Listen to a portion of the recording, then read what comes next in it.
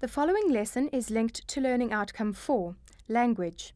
It addresses the assessment standard that requires learners to identify and explain the meanings of words and use them correctly in a range of texts. Learners should be able to apply knowledge of roots, prefixes, and suffixes to determine the meaning of new words in texts.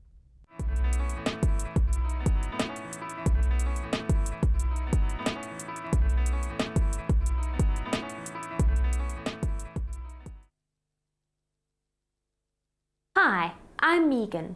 So far in this series of lessons on vocabulary, we've learnt about how many words there are in the English language. Today, we are going to see how adding a few letters either to the beginning or the end of a word can create a new word with new meanings. These additions are known as prefixes and suffixes. Take a look at this example. I will inform her. Here is the information. Activate is an informative channel, and you have been misinformed.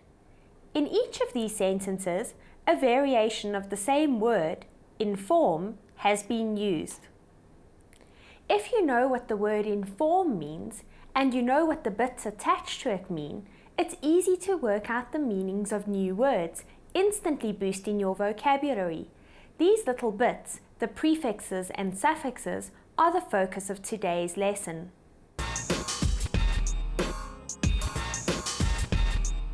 By the end of this lesson, you will be able to define prefix and suffix and differentiate between different prefixes and suffixes.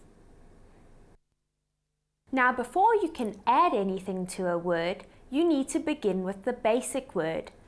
A root word is a basic word from which other words are developed. In the example that we looked at earlier, inform is the root word.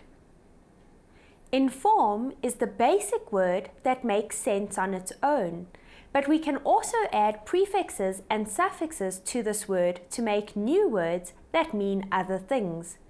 Information, informative, and misinformed also have something to do with the word inform, but they have their own meanings. These new words that are made by adding something to the root word are known as derivatives. A derivative is a word created by adding a prefix and/or suffix to the root. Before we continue, let's double check that you know what a prefix is. A prefix is a group of letters that are added to the beginning of a root word, changing its meaning. It is different to a suffix that is added to the end of a root word.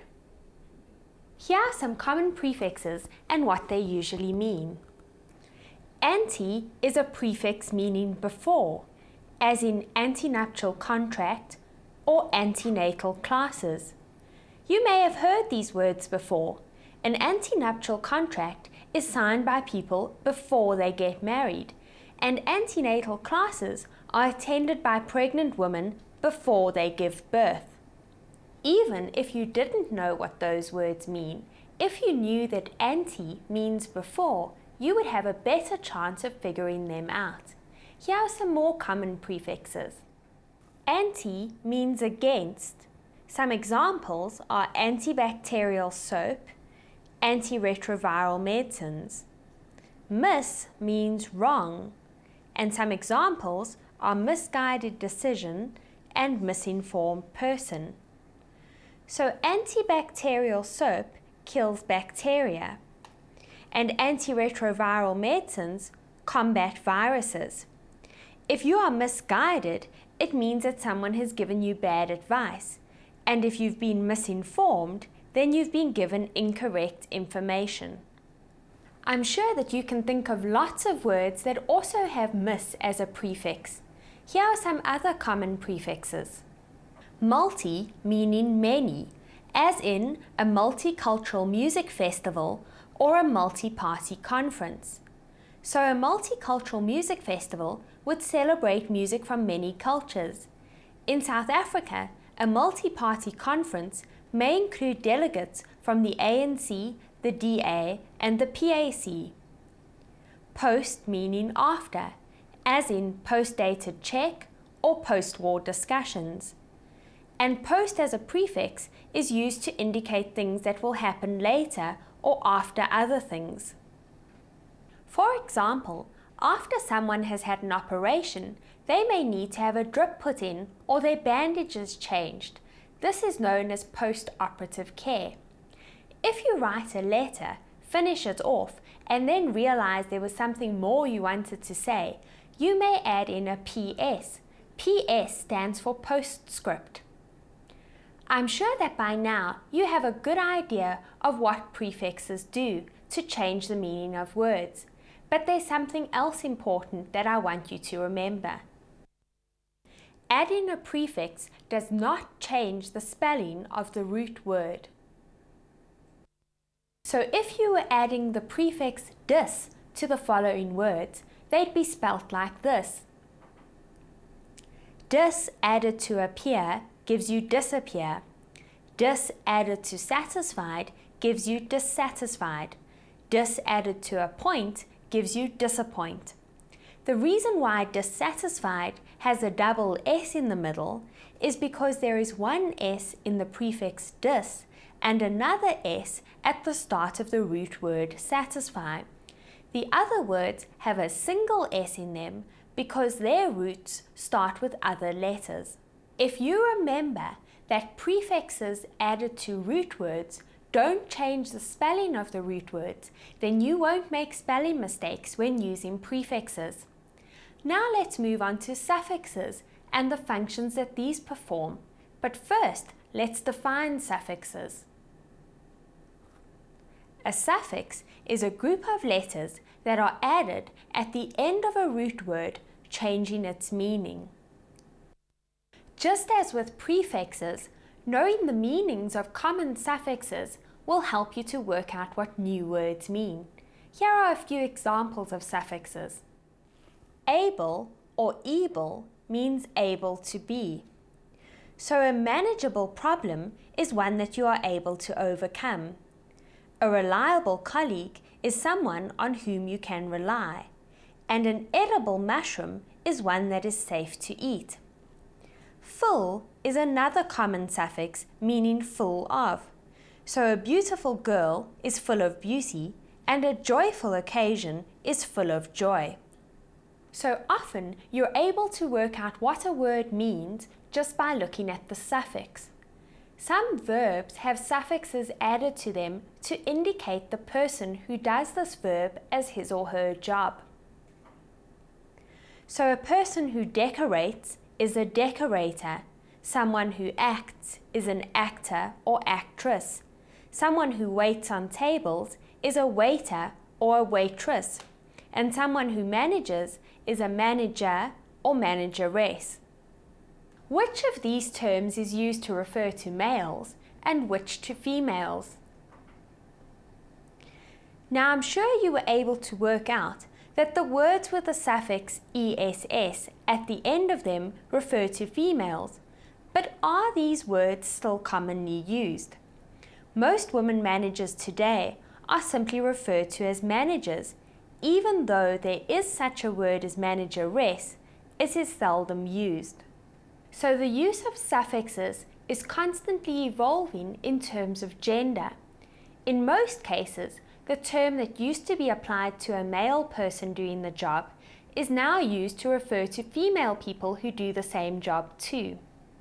To avoid having to distinguish between male and female servers, a lot of restaurants now use the term waitron to refer to waiters and waitresses. A waitron sounds a bit like a robot, doesn't it? An interesting exception is the term male nurse. Why do you think this term is used? Could it be that nursing used to be a female-dominated profession, whereas managers, for example, used to be almost all male? You should choose your suffixes carefully because depending on the suffix used, different meanings can be created.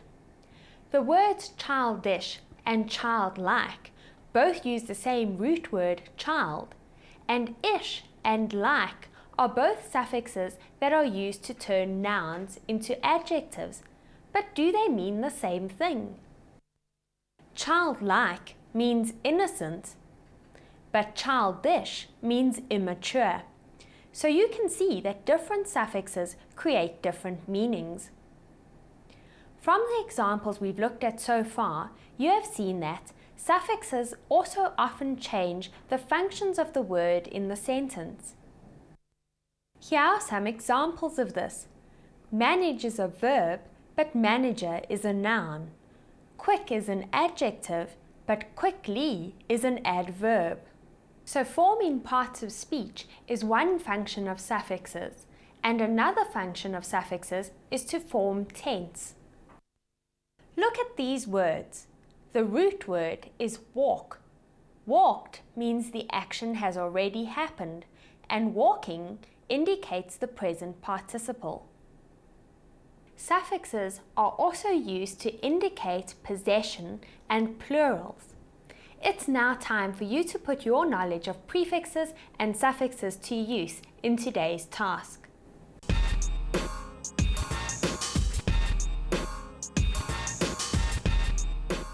Use your knowledge of prefixes and suffixes and the contexts of these sentences to work out the meanings of the underlined words.